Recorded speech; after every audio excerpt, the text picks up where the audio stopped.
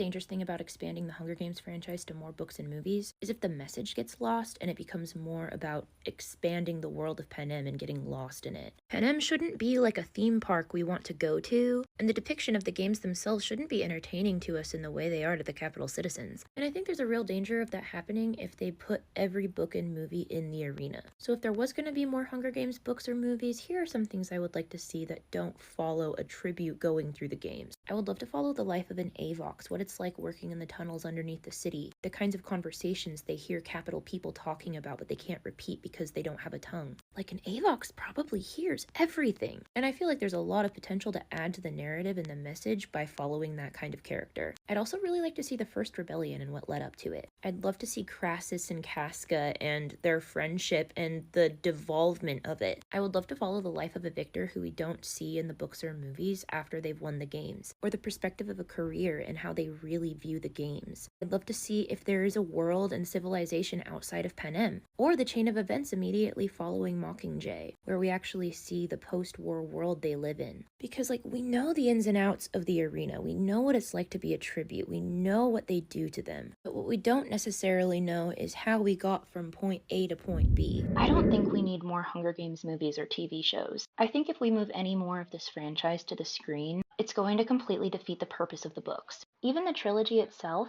is set up as a Cynican tragedy. Does that sound familiar? But a Cynican tragedy is a collection of 9 dramas, and it's meant to be read out loud, but not performed. The whole point of a Cynican tragedy is to tell, not show. And to hear somebody tell such a tragic story out loud can bring home the message so much more than just reading it on a page. I really like listening to the Hunger Games audiobooks because I almost feel like that's how it was intended to be performed and consumed. To hear the story told in the voice of the teenage girl who experienced the horrors in the novel you're reading. To listen to descriptions of such unspeakable acts and having to look somebody in the face as they tell you about it. I think that's part of why so much was lost in the movies, because the movies show you, they don't tell you. And a lot of that fire and passion that gets sparked inside of you when you read the books is lost when you watch the movies, because it wasn't just the message of the story that was important, it was the medium through which it was told. Okay, we're abandoning the canon harbor and getting into shipping. I love Haymitch and Effie. I am so passionate about them, and I want literally nothing more than for them to be happy and in love forever. Like, until Haymitch meets Katniss and Peeta, Effie is pretty much the only consistent person in his life, besides the other victors he's come to know throughout the years. Every year, he and Effie meet these 2 tributes from District 12 and have to watch them die in the arena together. And they both kind of represent the worst stereotypes about where they're from. Effie has this childlike innocence about her with the games. She sees them as the way they were advertised to her, a sensational TV show. She's never had a victor. Usually their tributes die in the bloodbath in the first few minutes of the games. So she sees it more as a capital experience she can provide for these malnourished, underprivileged members of District 12 before they go off to their inevitable death. And Haymitch is the opposite. He's seen the games at their worst. He lived it, but he's also been involved with the games for long enough to know why Effie is the way she is, which is why he's always getting after Katniss for coming after Effie for her capital mannerisms. But Effie has a similar understanding of Haymitch, never seeming to be fazed when he's completely intoxicated or lashing out about anything, because she's one of the people who's known him the longest. But in the books, we don't actually witness any development between Haymitch and Effie's relationship, because throughout Mockingjay, Effie is being held hostage and being tortured by the Capitol. And we don't know what they do to her, but she's completely traumatized afterwards, obviously. And who would better understand exactly what she went through than Haymitch, one of the people who's known her for the longest, and is also one of the few people she has left after the war is over. And realistically, maybe they're just friends, and Effie goes back to the capital and they never really see each other again. But I really like to think that Effie needed somebody like Haymitch after what she went through. I like to think that after the war they really balanced each other out. And they're 2 people that I just want happiness for both of them so bad, and I want them to have that happiness with each other. Anyways, if you have any post-war Haymitch Effie fic recs, drop them in the comments. Almost everyone in the districts was trafficked. It wasn't just the victors. Human trafficking doesn't just look like what we think it looks like. Human trafficking is coercing somebody into an act for another person's benefit, whether it be manual labor or sexual exploitation. The members of the districts are forced to work. It doesn't matter what their abilities are, and they solely work to provide the capital with goods. In exchange for what? not being killed? Because that's not true. Nobody's safe from that. Not even people outside of the arena. It even exists within the capital. A lot of the peacekeepers are only peacekeepers because they owe a debt to the capital, and the only way they're able to repay it is through manual labor as a peacekeeper. And that's not even going into the Avoxes and how they're treated and exploited. You could even make this argument for the children in the Capital Academy, forced to participate and add to the barbarism of the games just to secure their future at a university, or to ensure they have enough money to survive. More heartbreaking when you think about the fact that Tigris gave herself away in order to keep a roof over her and Coriolanus and their grandmothers, and he forced that reality onto the entire country. I think it's really important to acknowledge how labor is exploited in the Hunger Games, because it happens every single day under our noses. Most of the lives we have were built on the backs of exploited labor, but a lot of it has become so normalized that we don't even realize that's what's happening. I was today years old when I found out that there is a Hunger Games theme park, and it's one of the most dystopian things I've ever seen. This is what greets you upon entering the park. First of all, why would they not include like any people enjoying themselves having fun at the park in the picture of the park? I don't know. It looks really empty and sad. Like a district. It includes such attractions as the Capitol Bullet Train, a thrilling hovercraft experience, Pita's Bakery, a Pan Am merch store, and a Coal Miners Clash, a little Covey performance. Why does this exist? All the pictures I found looking it up are like sad and empty because no one wants to go to a Hunger Games theme park if they really enjoy the Hunger Games. Because if you are an avid reader of the Hunger Games, you know that like a Hunger Games theme park defeats the entire point. What is going on? Lucy has an Appalachian accent. District 12 is geographically in Appalachia, so I'm really glad that Lucy Gray has an accent in the movie, especially because then it makes a lot more sense why the Capital accent sounds so odd to Katniss, because I don't think that the Capital accent was as like intense and frivolous as they portrayed it in the movies. I think Katniss had an Appalachian accent and heard a non-Appalachian accent, and it sounded super weird to her because the districts don't interact with each other and they don't go to the capital, so they only ever see the capital accents on TV. And even within the capital, it's kind of implied that there's more like posh versions of English. Like the upper class has a very distinct way of talking in comparison to the lower class, even within the capital. And there are certain things about it that make me think it was very intentionally set up that way by the capital in order to create more of a class disparity and also really be able to point out easily who isn't capital. And I think that's one of the earliest clues that Cinna is an inside operative for the rebellion, because he doesn't have a capital accent. He doesn't seem capital in the same way that the other people do. Part of the abject cruelty of the games themselves is that there is no mercy from it. The only way you're safe from participating in the games is if you're under the age of 12 or over the age of 18. Not even surviving the arena guarantees that you're safe from going back in. In the first book, a boy from District 8 injures his leg before he goes into the arena, and he's still in the cast when they go in. In A Ballad of Songbirds and Snakes, Wovi, a young girl with Down syndrome, is still sent into the games. In Catching Fire, even though the capital believes that Katniss is pregnant, she's still sent into the games. And so is Pita only a year after losing his leg. And this can be hard to wrap your mind around as a reader because it is so cruel. And the games themselves are so cruel, pitting children against each other in the first place, even if you only selected ones that were able to fight. Pitting the districts against each other, creating a class war within the districts, erasing any sense of community, making it every man for themselves, because not even the most vulnerable children are safe from the power of the capital, because while the capital gives them protection, they can also take it away, and they can take it away from anybody they want. When Thresh saves Katniss's life at the cornucopia by killing Clove, how did he know what she did for Rue? He learns it from Clove right before he kills her. It's not as clear in the movies because they don't include the dialogue between Katniss and Thresh before he lets her go. But right before he kills Clove, he hears Clove tell Katniss that Rue is her little ally. And that's all they include in the movies. I'm literally watching that part right now. But in the books, there's an additional dialogue between Thresh and Katniss where he asks her questions about what she did for Rue, and Katniss tells him everything. And it's an important piece of dialogue that I wish they had included in the movies because it has to do with the bigger themes of indebtment throughout the whole series. Because before Thresh lets Katniss go, He says, "We don't owe each other anything anymore. We're even now." And even though Thresh had major potential to become the victor at the end of the games, it's no surprise that he was killed shortly after this happened because the Capitol wouldn't want a victor that had anything to do with unifying the districts, which is why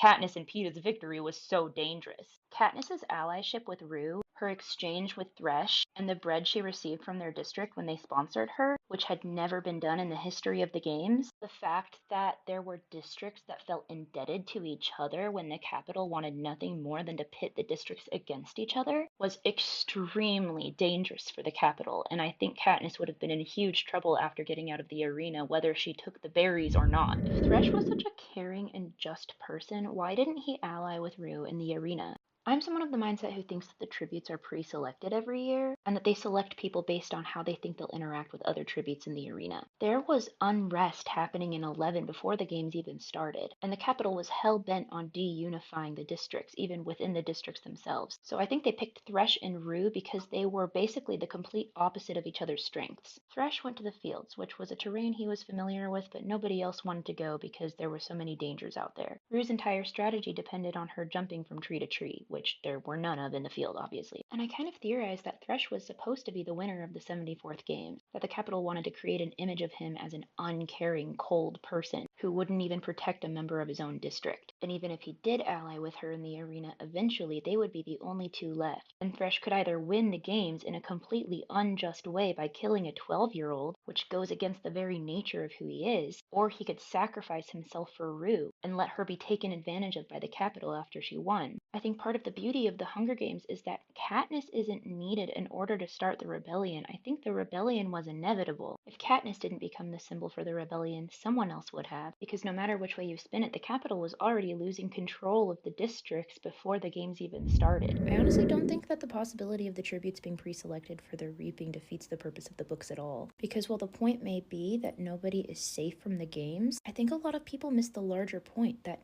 everybody has to play the games. Everybody is a tribute. The show is a distraction meant to sensationalize everything they're going through. Even if the people in the districts hate the Capitol, they're still propagandized. I don't think the Capitol expects any of the district people to like them, which means they have to keep the district subdued using other methods. So if you keep them terrified with the constant threat hanging over their heads that something is going to increase or decrease their chances of having their name drawn for the games, and then you see victors lose their own children in the games, or you see siblings out of thousands and thousands of people drawn to be put into the games, or you see Prim, the sister of Katniss, who is the only person who knows the place where one of Snow's deepest secrets is, gets her name drawn when she only has one slip out of thousands and thousands. Like, you have to understand how statistically unlikely it would have been that Prim would have been drawn. Even though there aren't that many children in District 12, the number is going to be like significantly higher because of all of the children who are over the age of 12 and all of the children who take out Tesserae. Like, the likelihood of Prim's name having been drawn, if it was truly up to chance, is almost impossible. And again, this isn't me saying that like this is the truth and I expect everybody to agree with me. This is just my theories and I'm sharing them with you. So if the tributes were pre-selected for the Hunger Games, was Prim's name put into the reaping as an attempt to get Katniss to volunteer? I do not think so, because I think Prim being put into the games was meant to be like the most severe form of torture that he could provide Katniss and her mom. Because I have a further theory that Katniss's mom was involved in the rebellion for like a long time because she was married to her dad, and Katniss's dad was possibly in the Covey and he was probably involved with the rebellion. And you know the Capitol tracks this stuff like a lot. They will hunt down your entire family. So I don't think it's a far reach for them to target the family that was involved in the rebellion, related to Snow's ex possibly, had a daughter that regularly left District 12 bounds and committed treason, forcing her to watch her sister perish, and also still having to perform for the games because she's a family member of somebody in the games, would make them all lose hope, which was the point of the 74th Games. Katniss not only volunteering for her sister, but being the most promising tribute in the entire group, had the complete opposite effect. just sparked a fire in the community because they thought they might actually have a chance this year, and they did. What an excellent question. I'm so glad you asked. Why would the Capitol care about some random girl from District 12, from the Seam, where Coriolanus spent his time as a peacekeeper, where Lucy Gray lived, where Coriolanus and Lucy Gray escaped into the woods, where he hid a unaliving weapon in the lake? Yeah, he has every reason to be extremely wary about this random girl from District 12 because he is connected to her. And it's not 100% confirmed if Katniss is descended from the Covey, but I firmly believe she is. And if she is, it would make a lot of sense for Snow to have specifically targeted her family from the beginning. Like, maybe the explosion in the mines that killed Katniss's dad was not an accidental explosion. People talk down in the mines, and we know that Gale's dad and Katniss's dad were pals, and it is pretty likely that they may have been involved in the talk in the mines. Like, I guarantee that Snow was tracking them because he knew that the rebellion existed in 12. He witnessed it. He experienced it. And I'm sure he used the information he gathered during his time as a peacekeeper to attempt to put out the flame. Snow learned the hard way in A Ballad of Songbirds and Snakes that killing at random is not effective. Obviously, his plan to take out the mockingjays in the forest by shooting them randomly didn't work at all. In order to have control over the situation, it required strategy and control. I think people forget this because he's so collected when he talks to people, but Snow is completely unglued and irrational. And I mean, obviously he's irrational, otherwise the Hunger Games wouldn't exist. But I'm talking about, like, his logic and reasoning and predictions for what people are going to do and what he thinks people are thinking at all times. He will jump and leap to the most absurd conclusions. And, like, the fucky part is, sometimes he's right and sometimes he's wrong. And the decisions he made ended up putting him into a position where he was extremely comfortable. So he didn't really have a reason not to trust himself. And I think that he also maybe developed a false sense of security until he started noticing the patterns between Katniss and Lucy Gray. Like, imagine your Snow, okay? He went to District 12 and hated the Mockingjays because of what they represented and wanted to wipe all of them out more than anything in the world. It was like this deep feeling he had inside of him. So imagine when 60 years later, a girl with the Mockingjay as her symbol from the same place he spent his time as a peacekeeper and has all sorts of dirty secrets ends up becoming the symbol for the thing that will be his end. And I feel like towards the end of the series, he probably had a similar break that he had at the end of Ballad of Songbirds and Snakes, because I can't imagine not having a mental break in that case. Okay, this is where I start to feel like the Hunger Games fandom goes like this, because we all have a different theory about the reaping, or what the point of the reapings are. I don't think that the main point of the reapings is that it's a 1 in a million chance that Prim was reaped. I think the main point of the reapings is deceit and propaganda, because those are some of the main themes throughout the whole book. The people of District 12 think it's up to chance, but who told them it was up to chance? The Capitol. And when has the Capitol ever said an ounce of truth? They said District 13 burned down. They said the Quarter Quell was thought of years ago when they came up with it the year before it happened. They promised the victors that if they won the games, they would never have to go back into the arena. And this is like a propaganda television show that is mandatory viewing for the entire nation. I have a really hard time believing that they didn't put extreme thought and planning into what every year of the games was going to look like, which I think makes Katniss volunteering for Prim that much more powerful. Because if they planned for Prim to go into the arena and they had set it up that way, Katniss volunteering for Prim was like her first open act of defiance against the Capitol, even if she didn't see it that way. Okay, and I need to add, these are theories, okay? I'm not like 100% set on them. They're just things that I think this is probably what happened. I think that the Capitol intentionally wanted to cause an uprising in District 12 by reaping Prim, because tensions were rising in the districts, and District 12 provided a resource that they didn't really need, because they got all of their power from a hydroelectric dam. I think they picked Prim because the whole district loved her, And she had a very explosive sibling who would definitely incite violence in the event of her death. And what better reason to create an example out of District 12 for all of the rest of the districts who are having tensions rapidly rise? Which I think is also why Katniss volunteering for Prim was kind of an act of defiance, because at least in my mind, they had a very distinct reason for picking Prim, and Katniss just got in the way of the whole thing. But I think if Prim had gone to the games, I like to think that she and Rue would be allies and help each other out. And considering she was said to have had healer's hands, they probably would have done as much as possible to get Prim to unalive somebody while she was in the arena, just to drive that message home that the Capitol can change anybody into anything. But I highly doubt she would win. If the district stopped having children so that they wouldn't have to go into the games, I honestly think that would fast track the events of Mockingjay, just because a universal agreement to stop doing something for a common good is unity within the districts, and that's the thing they're trying to prevent. So instead, they keep them impoverished, uneducated, and don't let them have access to anything, especially birth control. They also have incentives for having children, like having them take out Tesserae. So if you're starving, you might be incentivized to have a child just so that they could take out Tesserae when they're entered into the reaping. And even if people weren't incentivized to have children, they're living in squalor. Like, they're living in a terrible place.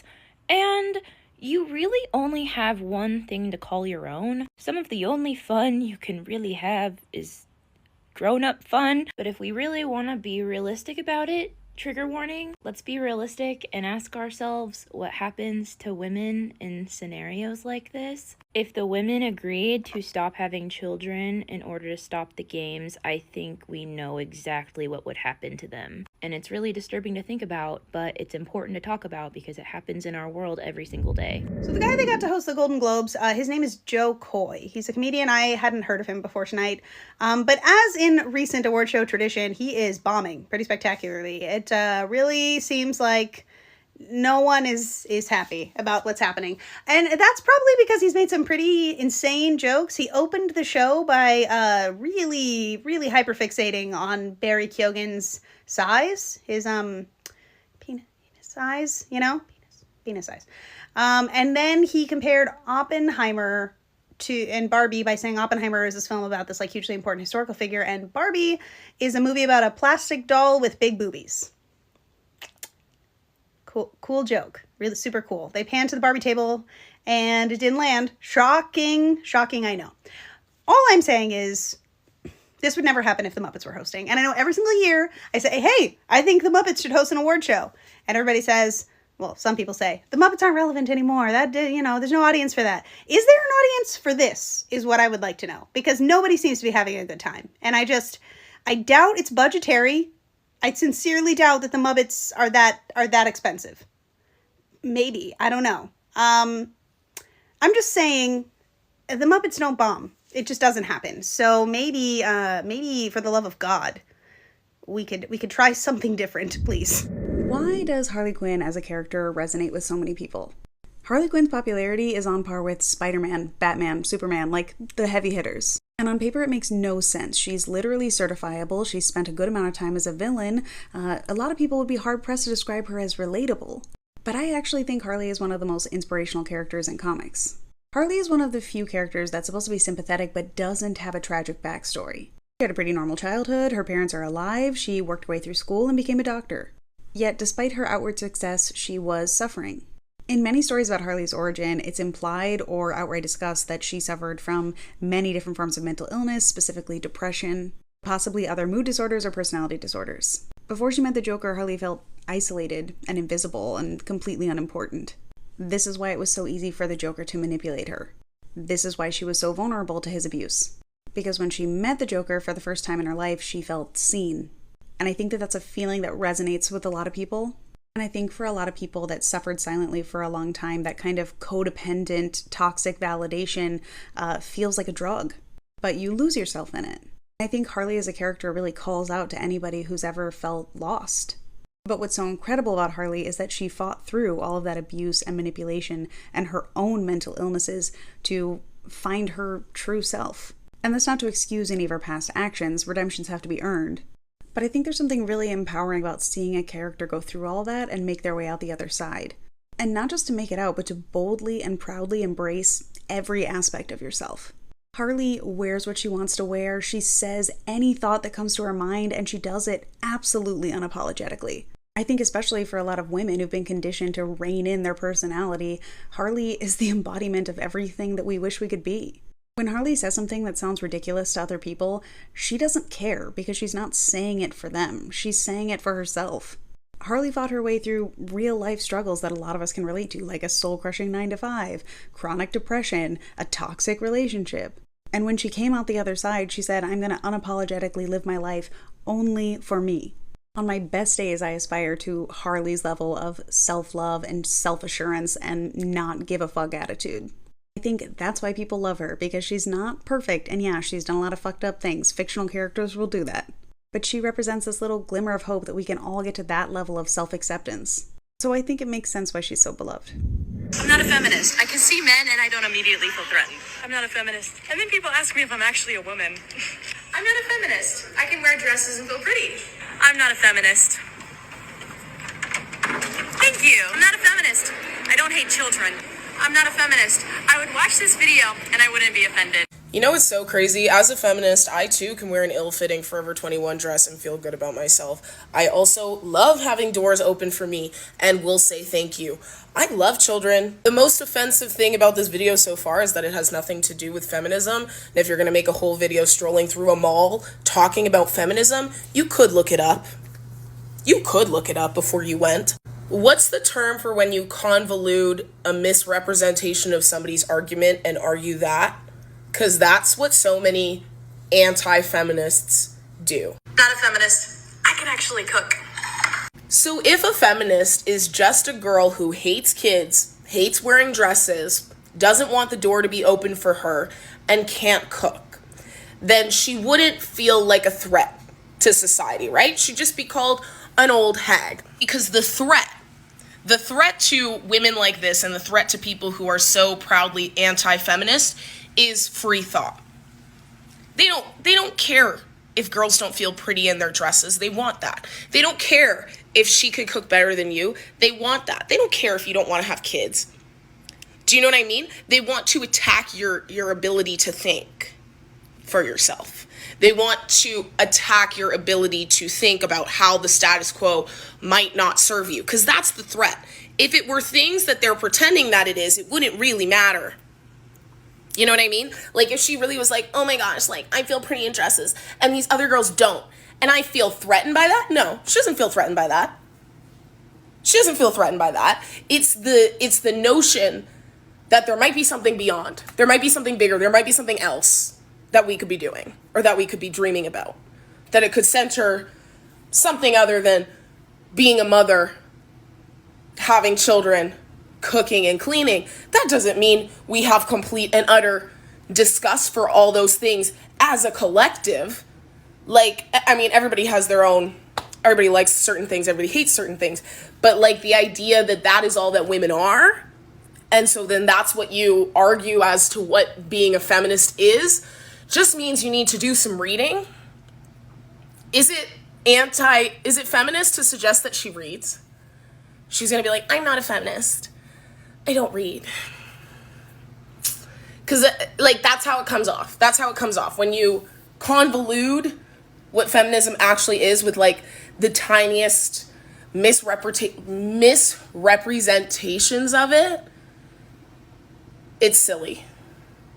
It's silly, and it can't be taken seriously. These are my thoughts on Percy Jackson episode 6 or 5, whatever one just happened. Grover Underwood, you will always be famous. Mastermind of the century, exactly. That's why you're the Lord of the Wild, exactly. I deadass didn't remember the detail about Grover being 24, but I like how they just keep bringing it up in the show because it makes me giggle. Also, why is everything that they changed from the book better? Sorry. Like, the episode that just happened, they almost changed everything. Like, it was mostly the same plot structure. Like, they went to the same places, but, like, different things happened completely. Like, in the book, Grover goes with them when they go to Waterland. But the Grover-Ares dynamic, why was I gagged? I'm like, why is this so fun? Why? Put this in the book. This was the Annabeth episode to me, sorry. Annabeth Chase, you will always be famous. Well, yes. I don't want anyone to ever look me in my face and tell me that girl is not Annabeth Chase. Never tell me that Leah Jeffries is not Annabeth Chase. He opened the book and he went like this. And she spawned in midair. First of all, Was there a gun to their head when they were shooting this? Why were they in there acting bad? In the book, when they go to the Tunnel of Love, it does end up being Percy and Annabeth because like Grover's shoes, the flying shoes start malfunctioning. But it's like the spider trap where it's like, you're gonna be broadcasted to Olympus soon. And then there's like all these webs and these spiders, and we get like a little arachne mention or whatever. They completely nixed that. They're like, we're not doing that, sorry. The way the change actually gagged me so much more. Like, what do you mean? Why did you have her stand there and watch him kind of die a little bit, sort of? They are 12, like they should be at the water park for real, and y'all are having them die. The Hephaestus speech that Annabeth gave, I was like, oh, she's eating this. Sorry. She's taking it like. And yet another Percabeth sacrificed herself off. They can't stop doing that. And there's gonna be another one when they get to the underworld. Like, they can't stop doing that, deadass. And the extra gag is, oh, Percy's gonna make sure he's never losing that sacrifice yourself off. He's never losing it. Why they stand there for 10 minutes being like, I'm gonna sacrifice myself for you. And then being like, no, you. No, you. No, you. The man who played Ares, you're very funny. You made me giggle, in fact. And again, the Grover-Ares dynamic, sorry, I was eating it up. I didn't know I needed that scene, but I was like, why is this so funny to me? Grover was in there playing chess. He said, I'm cooking something in the studio. Y'all don't even know what I'm cooking up right now. Also, that man who's playing Hephaestus, that might be Hephaestus. Have we seen them in the same room? Are we sure that that's not him? And then the Hephaestus Annabeth dialogue. First of all, Hephaestus is potentially patient zero of the deadbeat parent epidemic. Because, oh, Hera, if you could die, you would never be seeing the pearly gates. Like you threw him off a mountain. Oh, y'all are kind of sick. And then the way Hephaestus goes, yeah, like, you can leave your friend here and then you can get all the glory and your mom will be proud of you. And that's all that's all pre-Percy Annabeth ever wanted. And she stood there and said, don't care. Let me figure out this little wheel. Exactly, no, exactly, yes. Well, yes. Every change that they've made from the book to the TV show so far, I've liked better than it was written in the book. Also, why the fuck was Percy in the chair? Literally, like, about to, like, he thought he was gonna die, TBH. And he was just being like, it's okay, Annabeth, don't worry. Annabeth, don't even worry. Annabeth, don't worry. What? And they're just, like, crying. I'm like, I'm actually gonna, what if we all jumped right now? But yeah, not a single change from the book to TV show that I don't like better. Of like stuff that was included, because obviously they can't include everything. Because like, I'm sorry, sometimes book purists piss me off because if it's getting the point across, I literally don't give a fuck. That I don't like better. Of like stuff that was included, because obviously they can't include everything. Because like, I'm sorry, sometimes book purists piss me off because if it's getting the point across, I literally don't give a fuck. People are like, I want it exactly how it is in the book. Okay, then open the book. Open the book and read it and use your noggin. See it in your mind's eye if you want to be like the book so bad. Percy Jackson show drastically changed the Tunnel of Love sequence from the books, but I think they did it for the better. So if you're not a book reader, here's the gist of how the Tunnel of Love sequence happens in the books. The trap is still a trap set by Hephaestus, but the trap is like a bunch of Cupid statues that start shooting arrows at Percy and Annabeth. A big part of the tunnel scene in the books is that Percy and Annabeth are about to be broadcasted live to Mount Olympus, so basically all the gods are about to see them looking really stupid. Annabeth is extremely concerned about looking like a fool in front of all the gods, and that's all she can think about until a bunch of metal spiders kind of come out of nowhere and she starts to panic because she has severe arachnophobia. Now that's all good and well, but let's break down how they did it in the show. So in the show, they changed the trap from the Cupid statues and the spiders to this golden throne that Hephaestus made originally for Hera, his mother. The gist of it is that one of them sits on the throne and they'll be trapped there forever, and that will release the shield and the other one can take the shield and go and finish the quest. I feel like Rick and the other writers changing the seriousness of this trap really emphasizes Percy and Annabeth's fatal flaws. Now, fatal flaws are something we learn about later on in the books. Percy's fatal flaw is extreme personal loyalty. He would risk his life, he would even risk the world for his family, for his friends, or honestly, anybody that he can empathize with in the slightest. And we see that happen constantly throughout all of the books. In the show, we've also already seen it at the St. Louis Arch, where Percy sacrifices himself for Annabeth and Grover. And now Percy's doing it again by sacrificing himself and sitting on the golden throne so that Annabeth can get to Ares' shield. And Annabeth's fatal flaw is deadly pride. She always thinks that she can do anything better than everybody else, even the gods. And we see this in how she is 100% determined to get Percy out of that throne. Even when Hephaestus himself comes out and tells Annabeth that there is no way that she can get Percy off of that throne, she does not listen to him. The changing of the trap in the Tunnel of Love sequence makes it a true test of loyalty and integrity. And it really advances the relationship between Percy and Annabeth, and it shows us how much they already care about each other. And we're only 5 episodes in. okay, I hate to be the one to say it, but like, are we ever gonna talk about how inaccurate the Percy Jackson show is to the books? Like, literally nothing is the same, and they didn't cast anyone the same, and they keep changing how things happen. And now that I have everyone here, welcome to the Percyverse theory, which is a theory by a lot of people, but this presentation is by me. The Percyverse theory is a reality in which multiple canons of Percy Jackson can exist in parallel universes, and all of them can be equally true. This is derived from the word multiverse, all right? I don't know if you've heard that one before. You might be like, Harper, you can't just pull out the word multiverse whenever you don't understand how something happens. Actually, I can, because we were totally fine with it with this. Like, we were totally fine with it with Spider-Man. You're gonna look at any of these Spider-Mans, no one's gonna argue with me that any of these 3 Spider-Mans are less Spider-Man than the others. They are all equally Spider-Man in their own parallel universes. You're gonna be like, Harper, that's literally not even the same thing. This is a different book to movie adaptation. They're trying to be accurate to the books, all right? Okay, let's go to something else. You know, the Harry Potter movies weren't exactly accurate to the books. They weren't exactly, but you'll still be like, Harper, all right, I'm talking about something different here. It's still not the same thing. This is different because they changed how a lot of things happened in the books. Number 1, they did that in the movies for the Harry Potter. But number 2, you're gonna look at this, Potter Puppet Pals, and you're going to tell me that this is not an accurate adaptation of the books. You're gonna look at these characters and the way that they did things, and you're gonna tell me that this is not accurate to the spirit of the books and the characters themselves. No, you're not gonna do that. You might still be like, though, they're casted differently than how the characters were described. Those puppets look pretty accurate to the book descriptions. A Harry Potter musical, gender bent. You're gonna tell me that this is not Draco Malfoy. You're gonna look at this. Draco Malfoy's not a girl in the books, but this is Draco Malfoy. You're not gonna argue with me on that, all right? It's in the same way, this can still be an accurate adaptation of Harry Potter. Are you seeing this? Are you seeing this? So if we can agree that the fictional character multiverse is valid and all of these are equally Spider-Man, and we can agree that changes can be made and still remain an accurate and valid adaptation, then we can agree that multiple Percy Jackson canons can and do exist. Welcome to the Percyverse. Thank you for your time. Rating Noah Schnapp's acknowledging on a scale of 1 to 10 because, again, there was no apology to be seen. We'll make this quick. Negative 85 million thousand out of 10. I'll also rate his acting the same, and I will also rate the person who was moderating his comments earlier the same as well. But leaving this kind of stuff up, Noah, we all make mistakes and everyone took it wrong. It isn't your fault, okay? You don't need to apologize. Guess what, 011 Jane-L? It's not your apology to accept or direct. Back to Noah. Noah is a Zionist white supremacist who likes to use Judaism as a cover, as other Zionists tend to also do. The thing about Zionists is that they forget that Judaism is a religion, that there is a value and a moral foundation attached to it, that there is tradition, that it is not just a fucking war cry for bombs and blood revenge. But that is a Zionist toolkit, and it is a very tired one. Also featured in the toolkit, of course, is the rushing to call every person who is not Jewish who criticizes Israel's genocide of Gaza an anti-Semite, or calling people who are Jewish but who also criticize Israel's genocide of Gaza a self-hating Jew, and then also calling people who are Jewish but not European descended Jews who are criticizing Israel's genocide of Gaza.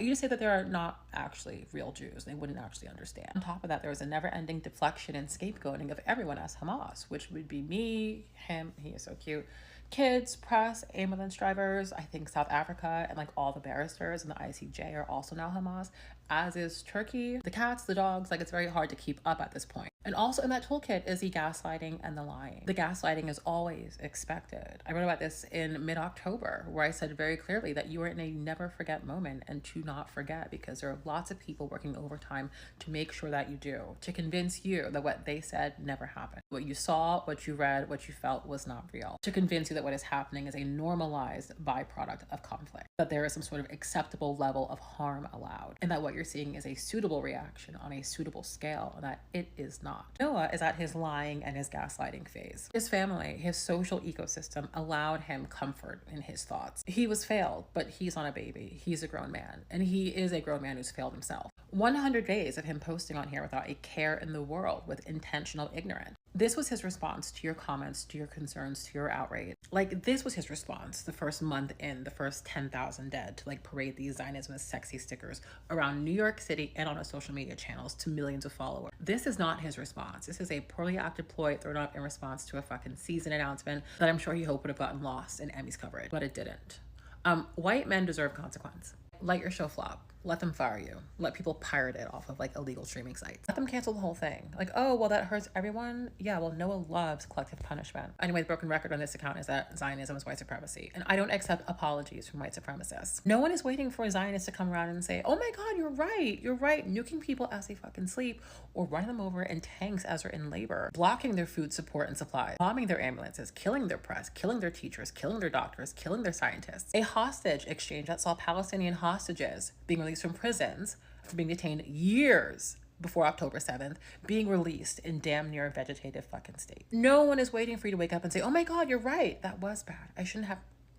You can't spell Noah without the what? The no. As in, no, I'm not holding space for you. No, I'm not holding a door open for you. No, no one is waiting for you to re-enter our society. No one wants to be in community with people like you who think like you. So why in like 5, 15, or 50 years, the Gazans, if there are even any left, can deal with you being like, you guys should get over it. It wasn't that bad. That's all they do is bring up the genocide card. Why should my tax dollars pay for your reparations? I didn't bomb you myself. You're not new, Noah. We know you very, very, very well. There is a lot of American trauma experienced by Americans at the hands of America that this genocide is resurfacing. This is why you were hearing from Indigenous Americans and Black Americans and Muslim Americans. We know what it's like to be considered lower than an animal, to be considered a fucking bug, to be hunted, to be rounded up with permission and approvals and bounties paid for by the state. You know what it's like to have bombs dropped on us, to have our towns burned to the ground, to be penned into poverty and left to fucking drown.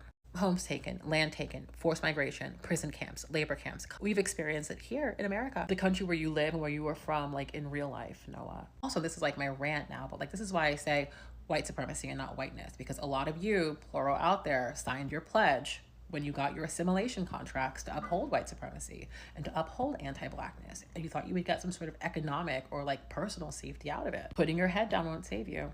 It comes for everybody. Anyway, that's why he can't gaslight us. That is why saying that things have been misconstrued does not work. That's why saying it's a complicated conflict doesn't work. You're not talking to educated and informed people. You're talking to experienced people. You can't educate us over our experience. You can't explain our experience to us. That is why this propaganda shit does not work. I also have to laugh because like Israel is using America's like failed propaganda toolkit. Like, do not take war advice from like a country that has failed every single occupation, that has failed every colony, including the one that I'm sitting in. Collapsing power grids, half the shit is frozen or underwater. Potholes, unemployed, toothless, can't afford medications, let alone housing. The wars in my lifetime, failure. Like 10 times more soldiers come back from Iraq and Afghanistan and unalive themselves than are actually killed overseas in action. No amount of Blue Angel flyovers or being shamed into standing for the anthem is gonna make me feel a different kind of way about what this country has done to us. Shame. Anyway, this is why you can't gaslight me or us. Just stay where you're at. Stay there. The door is closed. Oh, you feel bad?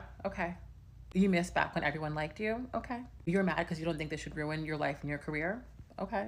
Like so. Noah is now just an example that we could use. Noah's a great example of just how broken brain you have to be a Zionist. The Torah prohibits homosexuality, and he has found a pretty rational way to like practice his religion and adapt it for his modern life and lifestyle as sane people tend to do. But the other half of his brain, the Zionist half of his brain, the broken side of it, sees no wiggle room from this origin theory that some guy made up 2 centuries ago. That plot of land that the US and Britain threw Jewish people to 75 years ago is Israel. No room for history, no room for any other sort of way of thinking, no way for modern thinking attached to that, right? Anyway, if I was gonna give Hollywood any advice, I would say go back to the drawing board and like recast your like Zionist propaganda machine. If you're gonna like siphon from Judaism, like recast with like fundamentalists. Don't bring the most messy, like morally decrepit fucking people from Hollywood up to the forefront. Like we've seen like active married adulterers, like well-known on-set bullies, like blackface wearers, like adult male predators who've dated teenagers, like unmarried, like sexually promiscuous influencers, like Michael Rappaport, who was on here rage spiraling about how he wanted to have like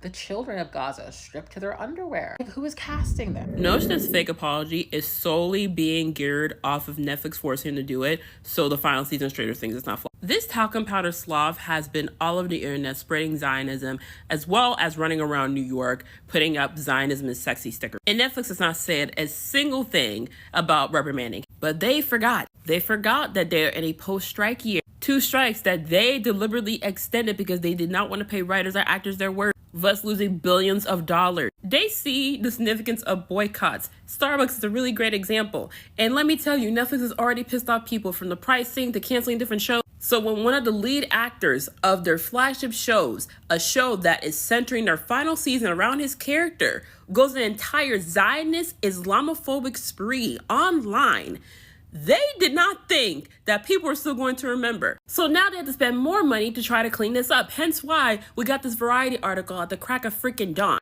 Now, we probably won't see this season until 2025, at most 2036, depending on how much they're filming. This isn't something people are just going to forget about. This isn't you having old racist tweets or you saying the Edward Arm video, which you've already done. This is you outwardly supporting a regime that is oppressing a whole group of people, that is carrying out a genocide, exterminating an entire population. The antics that you did are unforgivable. And there is no money that Netflix can funnel into this PR and marketing to try to clean this up. Why is Noah Schnapp saying that people are taking his words out of context?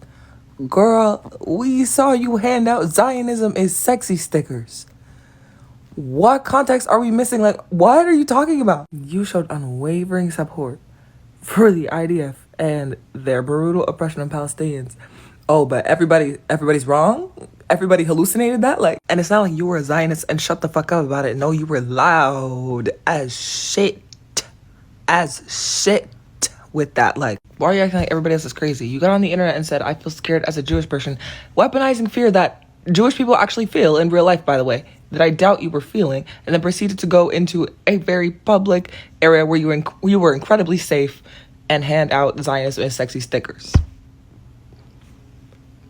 What context are we missing, Link? And I'm not saying that people can't realize that they're wrong, but he's not even saying that. He's saying, y'all are misunderstanding what I said. Literally nobody is. Literally, no, we're not doing that. Like, no, we know what you said.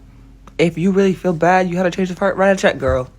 Write a check. Like, don't tell people they're crazy for thinking you're a bad person after you act like a bad person. That's an insane thing to say. And again, it's not even like you shut the fuck up and didn't say shit. You were yappa, yappa, yappa, yappa, yappa, yappa, yappa. Girl, we saw you. Noah Schnapp finally addresses his support of Israel, saying, can't we all just get along? And all I have to say is, I really hope this half-assed apology does not fool all of you. He doesn't mean it. He was 100% confronted by Netflix, who didn't fire him, but Melissa Barrera got fired from Scream for supporting, Palestine. But anyway, Noah Schnapp is free to do all of this, making these Zionism is sexy stickers and going balls to the wall on the internet, still has his job. He's gonna make a half-assed apology because they're gonna start filming Stranger Things Season 5, and they wanna make sure that everybody's gonna watch it. And guess what? I just don't care anymore. This isn't going to work for me. I don't think this is going to work for most people. If you are going to watch it, please find your own ways to watch it, not on Netflix. But this, after everything he has said, is absolutely embarrassing and ridiculous. Am I surprised? No. Had a feeling this was coming, and sure enough, now he's changing tune. Now everyone is human?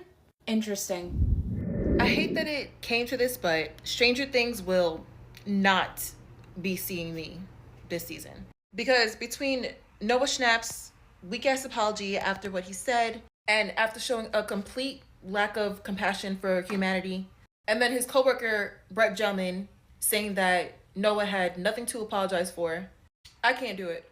As much as I want to see this final season of Stranger Things, I'm gonna just have to read episode summaries somewhere, because And what's most unfortunate about that is it's just really not fair to this young man right here. Like, Caleb McLaughlin is definitely a star on top of being a budding fashion icon. His red carpet looks eat every time. So I do feel bad and I wish I could support him, but I mean, I think he'll be fine. And also what I did notice as I was going through Caleb's Instagram feed is that he has pretty much no pictures of him with his Stranger Things castmates. And to be in a show that's been so successful, that has like really propelled his career, I find that really interesting. Like, I feel like Caleb has some stories. And I feel like some of them involve Noah. Like, I'm definitely ready for Caleb to spill the Stranger Things tea, and I think it's gonna come one day. But until then, I'm gonna just have to catch him on different projects because I'm not watching Stranger Things. Can't do it. I feel like my thoughts and beliefs have been so far misconstrued. Boy, fuck you. Now, I typically have grace for people under 25, especially if they're under 21. But that can't apply here because that is one of the most disingenuous things that I've seen in a while. Mind you, that boy is not even like a lot of other celebrities who just rushed to throw something up in support of Israel when it was clear they didn't really know what was going on. That man went on a campaign to paint Palestinians as terrorists and to profit off of Zionism down to selling stickers. For weeks and weeks and weeks, you were told by your fans and everyone else how harmful your behavior was. You have internet access just like we do to see the atrocities that have been happening in Gaza. But now that the next season of Stranger Things is approaching, all of a sudden you want to get on the internet and clarify your stance. Baby, you made it pretty clear already. And best believe the backtracking is not going to stop with him. The media and the governing bodies are becoming aware that their propaganda doesn't work as well when it collides with the exposure of social media. There are massive demonstrations across different cities and continents with hundreds and thousands of people. There is immense support for Palestinians from the Jewish community as well, kind of invalidating the stance that anti-Semitism and anti-Zionism go hand in hand. And Israel has been tried in the international court for their war crimes against Palestinians. Public perception is slowly shifting, and a lot of motherfuckers are going to try and save face. Even when this is written about in history books 50 years from now, the bad guys will become good. That is why another thing that we can do when nothing that we've done has been enough is to remember.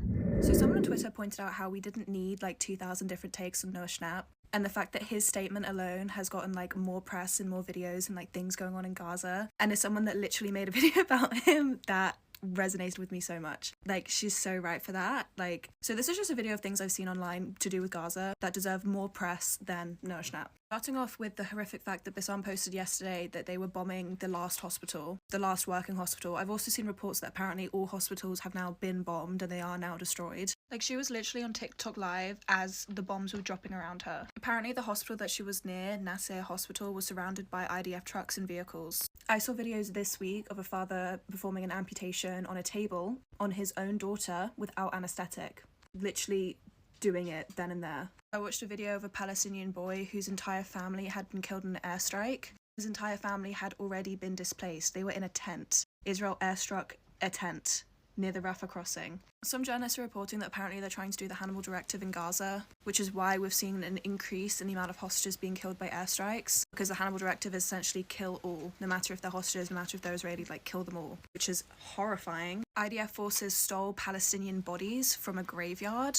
They dug it out and stole the bodies from underneath after destroying the cemetery. Israel also reported that apparently like 200 aid trucks got in this weekend. But I just want to point out that the inspection point is only open during the day and is closed Friday afternoons and Saturdays. And if one item is rejected, the whole truckload has to repeat the process, meaning food and like trucks stay at the border for weeks. Going back to the father that had to amputate his own daughter's leg, they check the trucks for anesthesia and they don't let that through. And one mother reported that her son was gassed to death. The mother of Ron Sherman, a captive Israeli soldier whose body was recovered in a tunnel by a refugee camp, apparently wrote on Facebook that her son was killed by military gas, not by Hamas as originally claimed. This wasn't like an accidental shooting, this wasn't friendly fire, this was gas into a tunnel. Apparently they found out he had several crushed fingers, apparently due to his desperate attempts to get out of the poison grave that the IDF buried him in. And that's literally like things that I found today. There's also been reports circulating that there's now a famine going on in Gaza because of the lack of food. Oh, and I literally watched a video of a girl scooping out dirty river water to drink.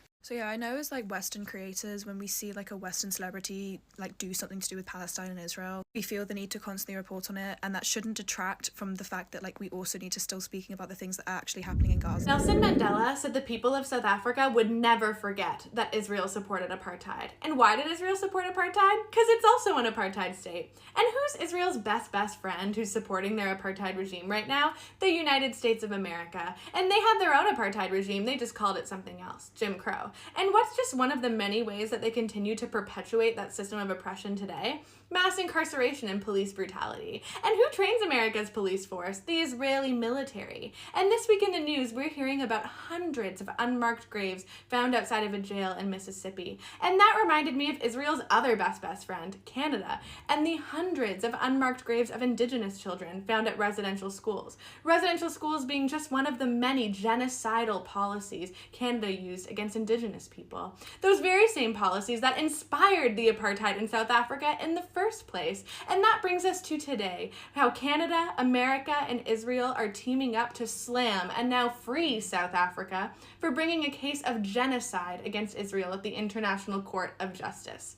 This presentation took me 15 minutes to make, and I could make 500 more just like it, because it's just the tip of the iceberg. It's just one of the many ways our oppression is all connected. And that's why our liberation is also all connected, because we have the same oppressors of white supremacy and colonialism. Okay, I have a very unpopular opinion on the new Mean Girls movie, and I know it's going to be unpopular because I have only seen passionate pleas to the contrary. I know you're all going to disagree, but I have to speak my truth, and I want to preface by saying that I'm a huge Mean Girls fan, not just the movie, but I'm a huge Mean Girls musical fan. I saw it twice when it was on Broadway. I was so excited, and I love the musical. I love that soundtrack. I listen to it all the time, and I loved this version of Stupid with Love. Stupid with Love is my favorite song from Mean Girls, and I loved this version. I thought it was adorable. And again, before anybody says it, you don't know because I don't talk about it, but I am a musical theater girly. We didn't just get into it, but I loved it. And yes, I love the Erica Henningsen version. I think it's so fun. I just love that song, but this was so cute. It's so like daydreamy and sweet, and I know, like, I saw so much backlash, but I loved this version of Katie. And I know this is unpopular, but I want to say I was comparing this movie more so to the musical than I was to the original film. And there were obviously a lot of changes, and there were definitely things that I liked better in the musical version and things I liked better in the original film. This was not one of them. I thought it was adorable. It's so pleasing to my ears. It was like daydreamy and quiet and so cute. And I have to say, like, of course, Lindsay Lohan will always be iconic. She will always be a star, and we love that version of Katie, and we love the musical Katie. But this iteration of Katie, I think, makes the most sense story-wise, and I really liked her. And just to clarify, you do know that I am nothing if not Team Jeremiah, and they did cut Aaron singing out of the film, and he is a much smaller character, but like, I thought this was cute. I believed it. But most importantly, having nothing to do with that, I really liked this version of Stupid with Love. I must not tell lies. I love it. I think it's so pretty. I know you're gonna throw tomatoes, but I have more to say about Katie and Mean Girls. I'm not done. I don't care. What if I said that this was my favorite iteration of Katie? Again, quick preface, I'm a big Mean Girls fan. I'm also a big Mean Girls musical fan. I saw it twice, and before anybody tries to invalidate my opinion with musical theater, I shouldn't have to, nor do I want to bring up the fact that I went to theater school, but I did, so please shut up. First of all, I do not think she was miscast. I just disagree, and this is definitely a different Katie than we saw with Lindsay Lohan or with the Broadway version, but I think this Katie is the most accurate one. This Katie is quiet and internal and shy and properly awkward and clueless, and I think this is the most realistic, believable interpretation of what Katie would actually be like. Lindsay Lohan will always be iconic, and this Katie is unforgettable and Y2K classic. And while it works great in the context of this film, this Katie is really just a pretty normal, pretty likable teenage girl who's a little bit like campy, quirky, because, you know, she's lived in Africa and she was homeschooled, and you see that a little bit in like a campy, quirky sort of way in the beginning of the movie. But for the most part, this Katie fits in and socializes pretty well, so that by the time she is plastic and popular, it seems like she's been doing it her whole life, which is totally fine for this movie. And then we have stage musical Katie, who is also campy, but is more like loud and goofy, quirky, awkward, and that's how we're shown that she's different and she's been homeschooled, right? And of course, beautiful, powerful vocals, lots of enthusiasm, lots of excitement, very classic, campy musical theater. But I have to say, this is the Katie that I believe the most. I believe that story most from this Katie, and I really like her. And I'm sorry, I just don't agree with the she can't sing. Like, I think you're all crazy. Like, as soon as I heard her, I think she has a beautiful voice. It's so sweet and pleasing. Stupid with Love is my favorite song from Mean Girls, and I love this version so much. And of course, I love the Erica Henningsen version of that song. It's so excited and fun and loud, and I know that a lot of you really like that, and that's what you were hoping for. This version is dreamy and quiet and introspective, and no less effective in my opinion. I think it's lovely. I think it's adorable. I love it. And interestingly, Aaron was kind of like that too, and I thought it was cute. They did cut his singing out, and you know I'm nothing if not Team Jeremiah, but I did think this was really cute. Overall, I just don't agree with you guys. I love this characterization of Katie. I think two of the best things about this version was the characterization of Katie and the characterization of Regina. They were both very different than what we've seen before, like not entirely different, but I really liked both of them and I thought they worked really well against each other and together. I thought they were very realistic, believable, and I just don't agree. I think she has a beautiful voice. Basically, I believe this Katie likes math and has a hard time talking to people the most, especially like a boy she has a crush on, and I love the way she sings Stupid with Love. I love that version of the song. I don't care. I love the could that image be more high? It's so cute and pretty. I keep seeing people like, what is this? Like, it's lovely. It's art. What do you mean?